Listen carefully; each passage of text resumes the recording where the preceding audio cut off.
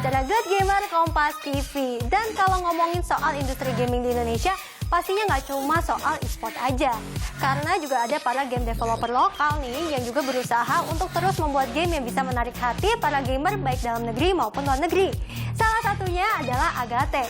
Agate yang merupakan game developer lokal asli Indonesia ini juga sudah banyak sekali loh karya-karya gamenya yang bahkan bisa digunakan atau dimainkan di berbagai macam platform. Hari ini Jenis bakal ngobrol-ngobrol sama mereka dan kira-kira nih seperti apa keseruannya sesaat lagi. Nah, Good Gamer sekarang Jenis sudah bersama dengan co-founder dan juga CEO dari Agate. Di sini ada Arif Widiasa. Halo, apa kabarnya? Apa kabar? Baik-baik. Ya, jauh-jauh dari Bandung ya ke sini ya. Terima kasih loh. Nah, kita juga terima kasih banget Arif sudah menyempatkan datang.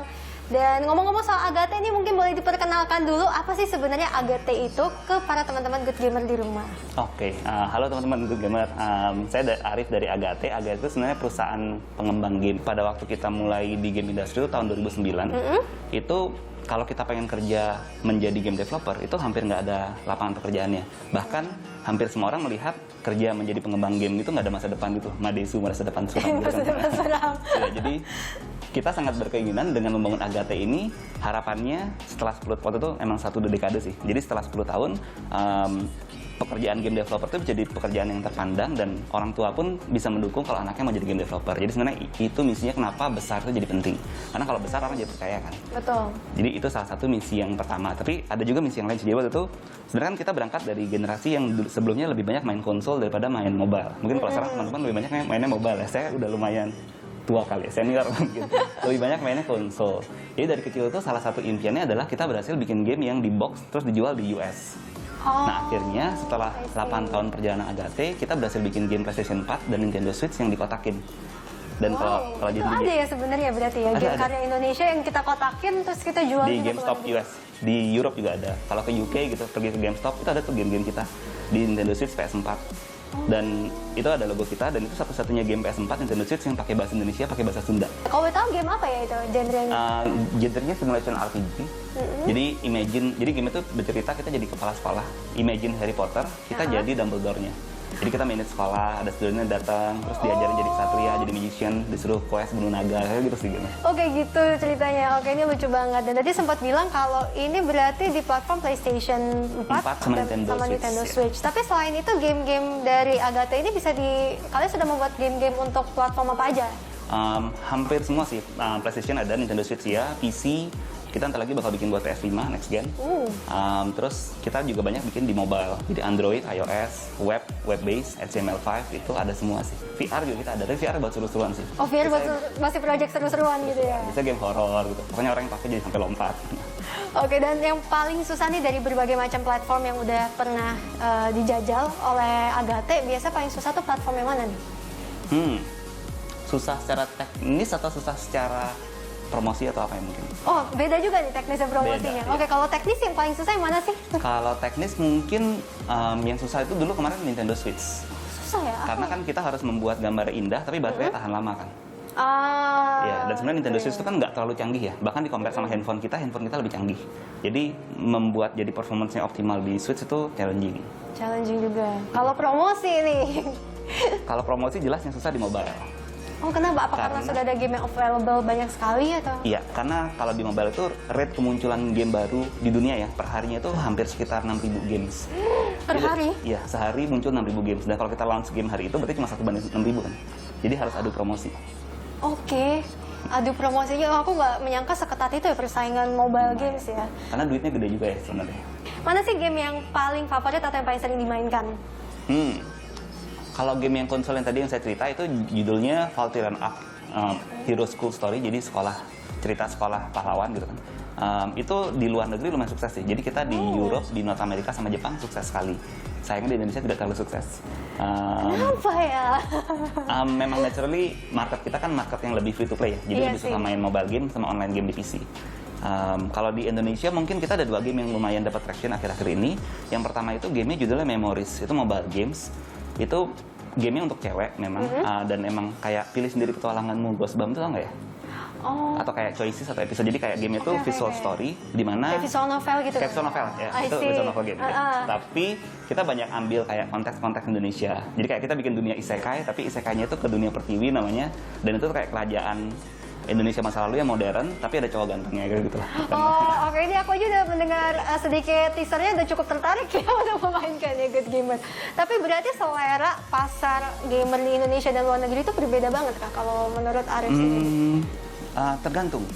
Sebenarnya enggak sih, sebenarnya mirip. Jadi, let's say gini, misalnya kita ngomongin yang tadi yang suka tipe game visual novel, nggak beda jauh sebenarnya. Oh. Bedanya sebenarnya nggak beda jauh. Sebenarnya nggak beda jauh. Yeah. Oke, jadi cuma masalah tinggal promosi bagaimana game itu bisa lebih menarik gitu ya. Iya, dan kalau di game itu kita biasanya ada konsep namanya relatability. Jadi seberapa contoh misalnya ada game yang sama persis gameplaynya, kenapa ada orang yang lebih suka A, kenapa ada orang yang lebih suka B? Itu biasanya gara-gara relatability. Orang lebih bisa merelate. Contoh di dunia Asia misalnya gini, Asia ini kan kita kental dengan family, dengan value family ya. Jadi dekat di family itu sesuatu yang lumrah di timur. Betul. Di barat itu belum tentu.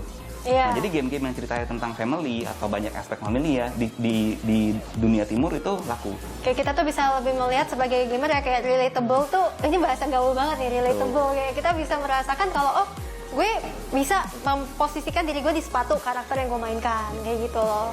I see. Oke, ini menarik. Jadi bisa dibilang kalau pembuatan satu game itu dari proses research and development sampai produksinya itu berapa lama nih? Ini nih pertanyaannya. Tergantung jawabannya. Paling singkatnya mungkin dari riset sampai launch itu bisa 1 bulan, paling singkat. Paling lamanya bisa tahunan. Bisa ada tahunan. Iya, Yang paling lama digarap? Game yang paling lama digarap? Kita ya. Kita ada game yang sudah digarap 4 tahun masih belum launch. Masih belum launch juga. Yeah. Itu karena apa biasanya yang membuat atau teknisnya kah? Biasanya kalau bikin game itu kan kayak kita bikin produk kreatif ya, dan kita harus membuat produk ini tuh disukai sama sebuah kelompok pasar. Jadi biasanya pas kita bikin game kita tes ke mereka, dan kalau mereka belum suka ya kita harus lanjut iterasi. Oh, ini jadi istilahnya beta tester gitu ya? Iya, ya, kayak beta tester. Beta tester. Oke, ini menarik banget. Nah, pasti para good gamer juga mungkin mau nanya nih, kayak kalau gue pengen jadi game developer tuh gimana caranya? Tapi sebelum dijawab nih sama Kak Arif, kita tunggu dulu karena ada pesan-pesan yang berikut ini.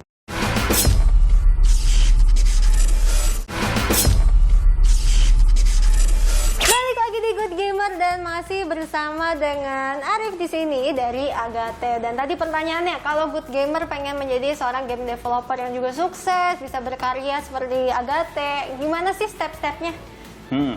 Yang pasti sih harus suka game ya, itu yang kayaknya itu nomor satu ya. Nomor satunya. Terus mungkin selain suka kayak membedah game. Jadi kayak kadang-kadang kan kalau sukanya cuma di-relate sama emosional, jadi cuma tahu kalau saya dulu waktu main rasanya senang. Kalau game ini saya nggak suka. Nah, jadi kalau mau masuk ke game industry harus bisa dengan detail menerjemahkan rasa tadi. Kenapa ya rasanya kok ini gamenya kurang enak? Karena ketika dia lompatnya itu tidak seperti gravitasi yang normal, misalnya gitu. Jadi harus lebih spesifik. Dibedah ya? Iya. Dan kalau dari si bidang-bidangnya sendiri, sebenarnya game kalau mau jadi game developer itu ada 3 bidang utama. Yang pertama itu jadi programmer yang bikin code, ada yang lebih ke art visualnya, sama yang desain. Desain itu yang tadi mikirin gamenya kayak gimana, levelnya seperti apa. Oke. Kalau untuk bikin mekanik gamenya ya, cara kerjanya itu desain berarti. Dan ada nggak sih jurusan khusus gitu atau sekolah vocational khusus mungkin untuk orang-orang yang ingin mempelajari game developer atau bikin game itu gimana? Kalau di luar negeri udah banyak ya. Kalau di Indonesia mungkin baru mulai ada beberapa kampus yang mulai buka vocational khusus untuk games. Di kami pun di Agate sendiri kita ada tim yang namanya Agate Academy, yang bahkan kita punya online academy gratis buat teman-teman yang mau belajar. Oh, ada? Iya. Gimana tuh caranya kalau mau ngikutan? Tinggal langsung akses. Saya agak lupa linknya. Kalau nggak salah sih academy.dilo.id kalau nggak salah. Oke, atau bisa dicek dari websitenya Agate juga? Iya, harusnya ada. Ada juga ya. Oke, ini lumayan loh, kan bisa mendapat bisa dibilang pelajaran gratis juga. Gratis, ya. Mungkin yang pengen tahu, masih pengen coba-coba kayak gaming tuh kayak gimana sih, bikin game gimana, coba dulu aja online akademinya, mumpung gratis guys. Dan mumpung kan ini sekarang sekolahnya di rumah aja ya kan, online. Masih online gitu kan, jadi waktu luang pasti juga lebih banyak. Mungkin nambahin dikit lagi, ada bahkan setelah lulus akademi ada program tambahannya, kita ada inkubator. Ada inkubator juga? Iya, jadi kalau misalnya udah selesai akademinya, kita kerjasama dengan Telkom, itu kita punya inkubator di mana orang itu bisa apply dari inkubator dan bahkan dikasih funding. Fundingnya up to 2 miliar. Oh, udah kayak startup ya? Iya, kayak startup. Kayak startup ya, berarti kayak ada investornya gitu. Oh, keren sekali. Jadi fundingnya lumayan loh, up to 2 miliar. Up to 2 miliar? Iya, teman-teman. Wah, ini menggiurkan banget. Apa aku jadi game developer ya? Nggak jadi host lagi di God Gamer. Anyway, ngomongin soal item game.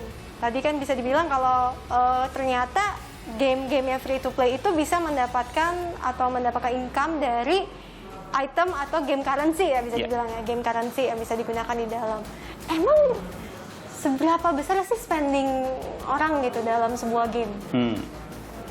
Sangat tergantung negara ya. Tapi kalau Indonesia mungkin kalau nggak salah average orang yang bayar per bulannya itu mungkin kisarannya 100-an ribu di Indonesia. Per orang ya? Per orang. General. Itu sebenarnya angkanya bisa skew sekali. Misalnya ada beberapa orang yang mungkin dalam sebulan nggak spending sama sekali. Ada orang-orang yang mungkin dalam sebulan spendingnya itu bisa di atas 50 juta. Di atas 50 juta? Rutin ya. Rutin? Rutin. Wow. 50 juta per bulan. Setahun udah, lumayan banget ya. Udah bisa bikin satu game lagi nggak tuh kalau dikumpulin? Iya, ada kan kayak beberapa game yang jual kayak suatu item spesial harganya ratusan juta. Nah, dengar kan ya? Oh, wow. Dan bahkan ada beberapa game mungkin pakai sistem gacha nggak sih? Yang kayak sistem undian. Jadi, ya berdasarkan kita serahkan pada keberuntungan dan RNG gitu kan. RNG God gitu kan. Oke, jadi ternyata banyak sekali cara. Tapi kalau dari Agate sendiri, aku lihat juga ada banyak kerjasama juga ya dan kolaborasi juga dengan brand-brand. Iya. Nah, kalau kayak gitu tuh seperti apa sih cara kerjasamanya? Kalau kolaborasi dengan brand mungkin kayak brand-brand corporate ya, perusahaan gitu ya.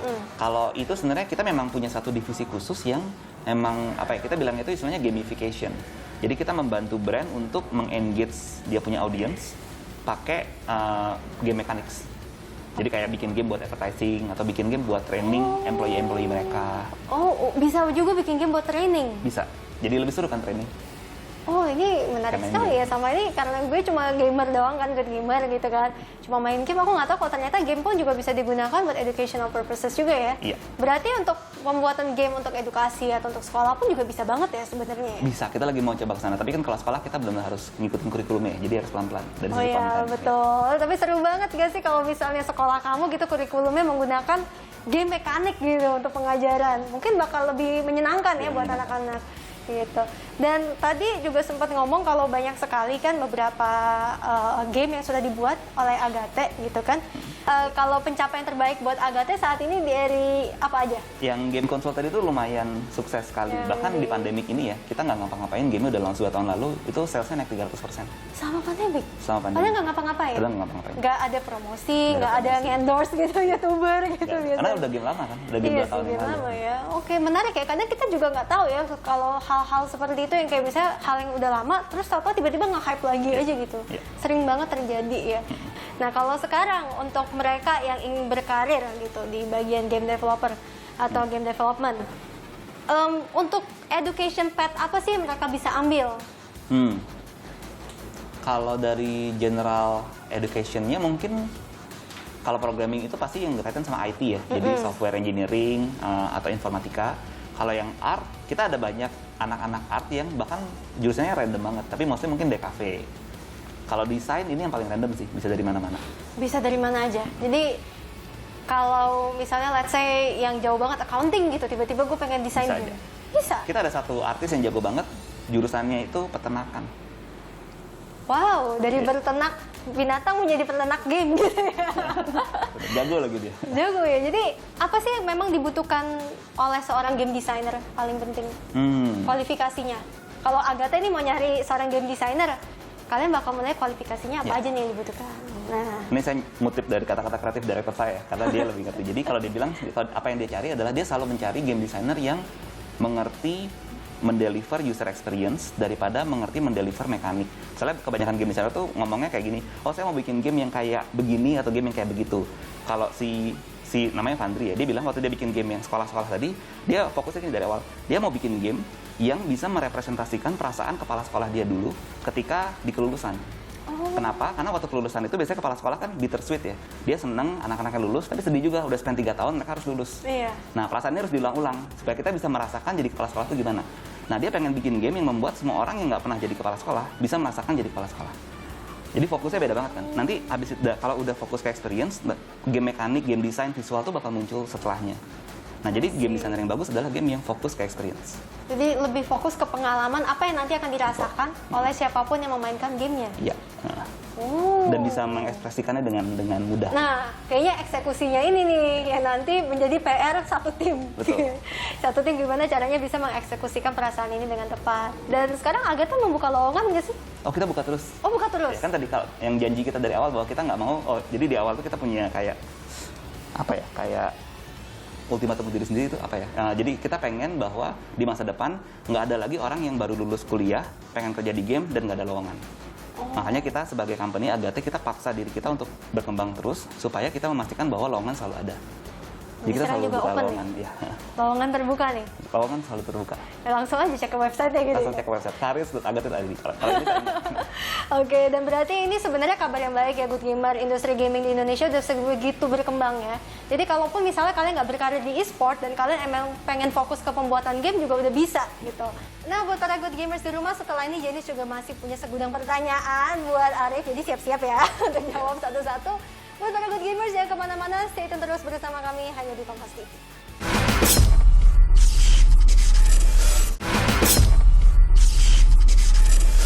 Masih di Good Gamer with Agatha di sini dan tentunya masih ditemani oleh Arif selaku co-founder dan juga CEO dari Agatha. Oke, berbicara soal industri gaming di tahun 2020, kita bisa dibilang mendapatkan tahun yang penuh cobaan karena adanya pandemik dan banyak sekali industri yang terkena dampak dari pandemik ini. Kalau dari Agatha sendiri selaku game developer, apa sih dampak pandemi yang paling dirasakan?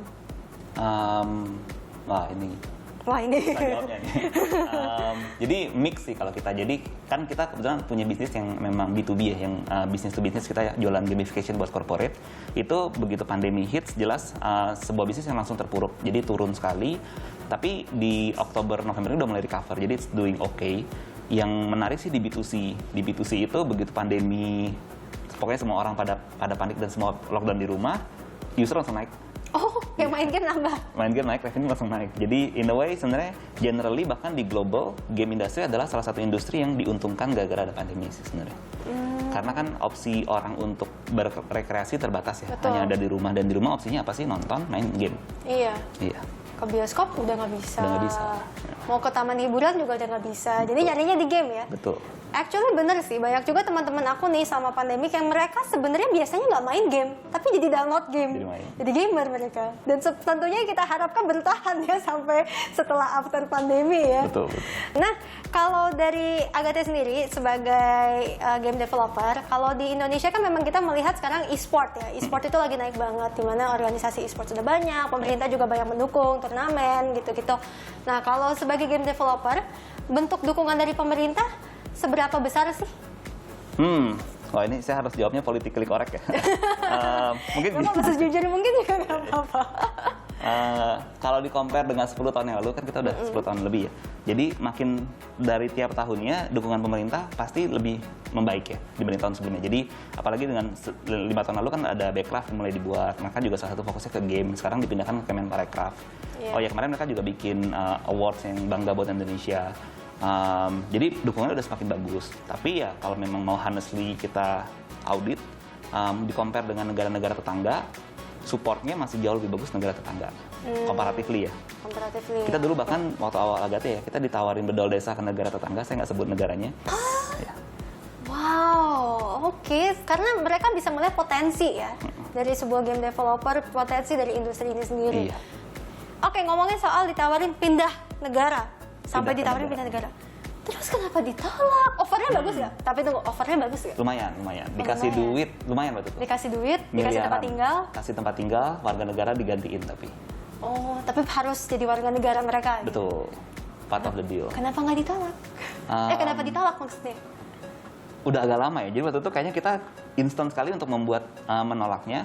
Mungkin kalau waktu itu yang saya ingat ya, jadi dari awal memang visi teman-teman founders, kita founder ada banyak, 18, itu banyak memang ya banyak sekali. Emang dari awal kan pengen membangun game industry di Indonesia. Karena gini, kalau bagian Indonesianya dihilangkan, path kita yang paling ideal adalah kita langsung pergi ke negara yang udah maju kayak Jepang atau US, kerja dulu di sana, bikin game industry di sana. Tapi kalau kita melakukan itu, the ekosistem di Indonesia juga akan kebangun. Jadi dari awal kita emang pengennya ke sana. Sebenarnya alasannya apakah karena kita misalnya naif nasionalisme, ada part itu sedikit, tapi sebenarnya nggak juga, secara bisnis juga ada keuntungan kan. Karena Indonesia punya market yang besar, agak sangat aneh kalau kita hanya sebagai konsumen, nggak jadi produsen. Jadi itu salah satu yang kita impikan juga. Sebenarnya nyambung juga sama nama Agate sendiri. Iya. Jadi Agate itu sebenarnya kita ambil dari batu akik. Jadi batu akik ya. Ada batu akik namanya Agate. Dan di antara semua batu akik, batu Agate itu batu yang paling sampah. Oh, paling sampah justru. Iya. Jadi kalau waktu ketemu di alam, itu batunya jelek banget. Untuk dia bisa jadi batu yang berharga, itu harus dipoles berkali-kali, diproses berkali-kali. Nah, kita ngerasa, kenapa kita waktu itu pilih nama Agate juga, karena kita ngerasa bahwa menjadi game developer di Indonesia, itu tuh kita startnya tuh udah jadi sampah. Bahasanya agak salah sih, tapi maksudnya ekosistem yang nggak siap, talent yang nggak belajar, kita mau belajar nggak ada gurunya. Jadi ya kita udah paling terbelakang. Jadi the only way buat kita grow adalah ya kita maintain underdog mentality tadi, terus bertumbuh. Lebih ke situ sih. Jadi akhirnya kita memilih, nggak apa deh, kita coba di sini dulu. Coba di sini dulu. Dan itu kita kan set target di 3 tahun waktu itu. Kalau 3 tahun nggak berhasil, mungkin kita pada pindah. Oke, itu kan katanya udah lama, beberapa tahun yang lalu. Terus sekarang gimana? Udah rencana untuk pindah atau ada regret mungkin? Oh, kita malah buka cabang di negara itu. Oh, jadi buka cabang? Iya. Oh, oke. Pinter ya. Jadi oke lah, headquarter nggak di sana, tapi buka cabang aja di situ ya. I see. Oke, ini menarik sih. Berarti ini bisa dibilang salah satu langkah lah ya menuju untuk Indonesia punya gaming industrinya, terutama dari segi developer ya, untuk bisa mulai dilihat lah ya di kancah internasional. Betul. Kalau gitu next untuk Agate sendiri, apa sih proyek yang bakal kalian kembangkan in the future? Mungkin yang dalam waktu dekat kita mau bikin game untuk next gen console yang temanya Bali. Oh. Sangat Bali, tapi nggak bisa ceritakan lebih dari itu. Jadi itu. Oh, kita lagi push satu game mobile yang temanya itu kita pengen memodernisasi, kita bilangnya legenda-legenda lokal. Kayak di game itu tuh ada Mak Lampir, tapi Mak Lampirnya cantik sekali. Dan ternyata legendanya sebenarnya Mak Lampir itu cantik. Oh, sebenarnya Mak Lampir itu iya. cakep? Saya juga baru tahu dari kreatif director kita sih. Jadi ya panjang cerita. Jadi emang di awal itu Mak Lampir itu sebenarnya kan emang dia punya kekuatan mistis lah, tapi dia itu suka dengan seorang pangeran. Dan ya mereka pacaran, terus tiba-tiba ada satu insiden di mana pangerannya mati. Oh. Nah, si Mak Lampir itu dia pengen hidupin si pangeran ini. Akhirnya dia pakailah black magic dia sehingga pangerannya hidup. Tapi black magic itu mengorbankan dia punya kecantikan. Oh. Dan ketika pangeran sadar, dia pikir ini yang jahat dulu bunuh dia, dibunuhlah. Ya, bukan dibunuh lah, karena mereka bermusuhan. Jadi sedih sih endingnya. Entah kenapa legenda Indonesia tuh semuanya endingnya sedih. Ternyata legenda Indonesia tuh cukup menyedihkan ya. Aku baru tahu ya. Kita sama ini kalau di SD dikasihnya yang bagus-bagusnya doang, soal highlightnya aja gitu kan. Oke, terima kasih banyak Arif dan Agate atas waktunya. Dipastikan kita bakal selalu menunggu karya-karya selanjutnya dan sukses selalu pastinya buat Arif dan seluruh tim Agate. Dan buat para good gamers di rumah, seperti biasa aku nggak bakal bosen-bosen ya buat ngingetin para good gamer di rumah untuk terus saksikan Good Gamers setiap hari Minggu tentunya hanya di Kompas TV. So, sampai jumpa di Good Gamer, Good Game. Well played. Bye. Bye-bye.